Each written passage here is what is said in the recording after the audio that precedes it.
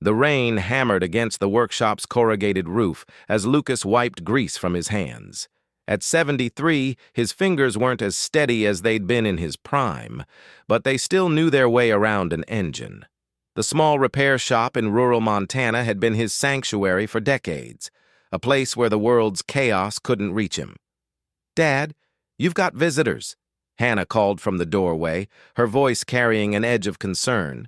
Lucas glanced up, expecting another customer with a broken tractor. Instead, 4 figures stood in his driveway, their silhouettes barely visible through the downpour. They weren't human. His wrench clattered to the concrete floor. The memories came flooding back. 2083, a lifetime ago. He'd been 48 then, still working the night shift at the aerospace facility outside Billings.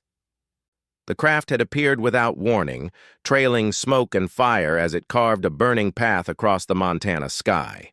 It had crashed in the hills behind his property, and Lucas, driven by curiosity and something he couldn't quite name, had gone to investigate.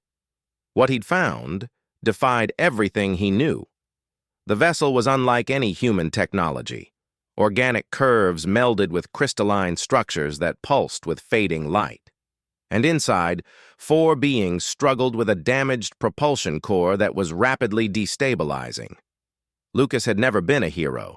He was just a mechanic who understood systems, how things fit together, how energy flowed, how broken things could be fixed. While the aliens watched with their luminescent eyes, he'd jury-rigged a solution using parts from his truck, a welding torch, and principles of thermodynamics that apparently transcended species. 3 hours later, the core stabilized. The aliens had departed without a word, vanishing into the night sky as silently as they'd arrived. He'd never told anyone. Who would believe him? Lucas Brennan? The lead alien spoke English, though its voice resonated like wind chimes in a cathedral. It stood nearly 7 feet tall, its skin a shimmering tapestry of blues and silvers. "We have traveled far to find you." Hannah gripped her father's arm. At 42, she'd inherited his practical nature and his skepticism. But there was no skepticism adequate for this moment. "I remember you," Lucas said quietly. "Your ship. The core was failing." "You saved our lives," the alien replied.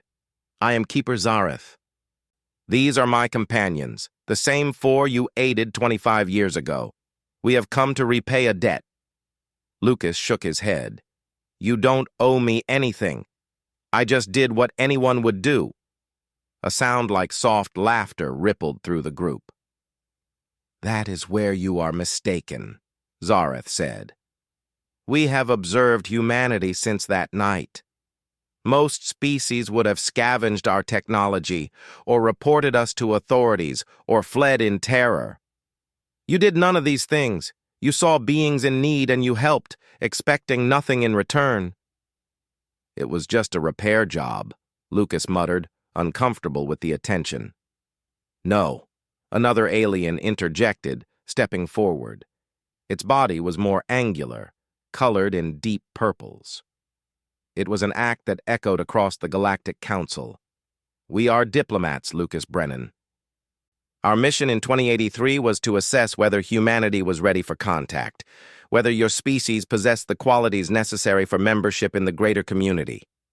Hannah's eyes widened. "You've been testing us for 25 years?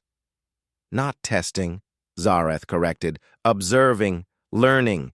Your father's actions that night suggested something remarkable, that humans possessed not just intelligence and ingenuity, but compassion that extended beyond your own kind.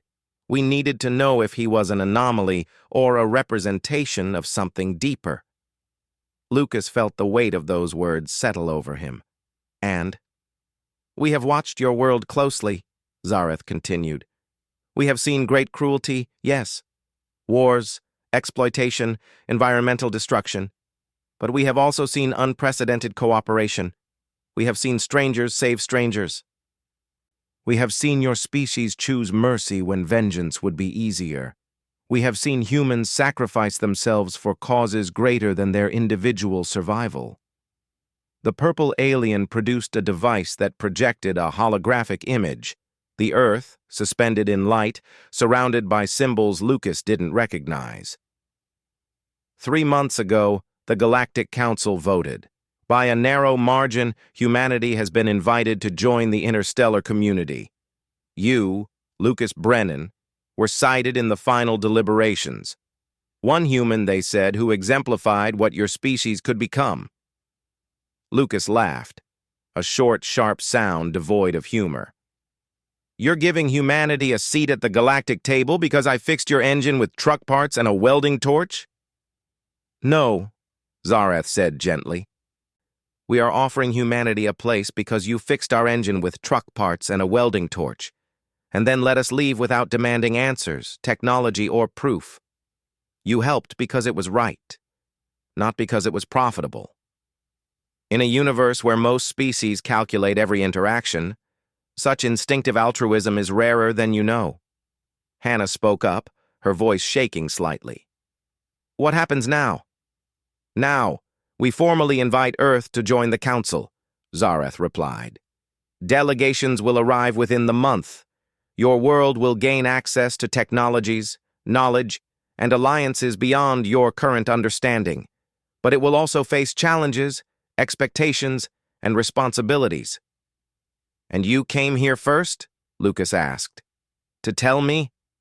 We came to honor you, the fourth alien said, speaking for the first time. Its voice was softer, almost melodic.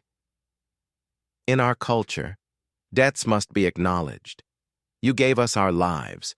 We give you this knowledge before your world receives it, so you can prepare your family, your community.